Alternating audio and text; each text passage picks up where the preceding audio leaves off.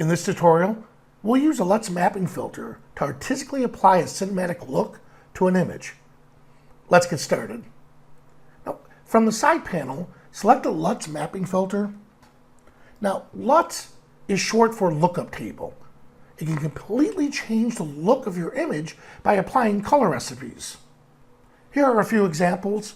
Now, Aurora HDR 2019 includes 11 custom LUTs. Let's just browse right through these. Oh, I like that one a lot. We'll come back to it. Good. Let's go with Glorious. Once you find a LUT that you like, you can increase or decrease the effect by adjusting the amount slider. Moving it to the left, we'll take it away. Moving it to the right, we'll increase it. So select one that you like, and we're set. Aurora HDR 2019 allows you to load your own LUTs files.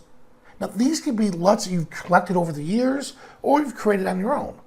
And Aurora supports many formats. To use a custom LUT, select Load Custom LUT from the File drop-down menu and browse your computer to find the custom LUT you want. Once you find it, click Open, and that new LUT will be applied to your image. If you fall in love with LUTs, but you don't have the time or know-how to create them, don't worry. You could download them from the Skylum's website.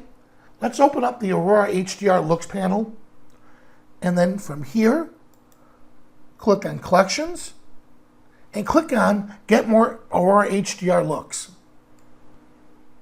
How quick and easy was that? In a few short minutes, we were able to artistically alter an image just by applying the LUT.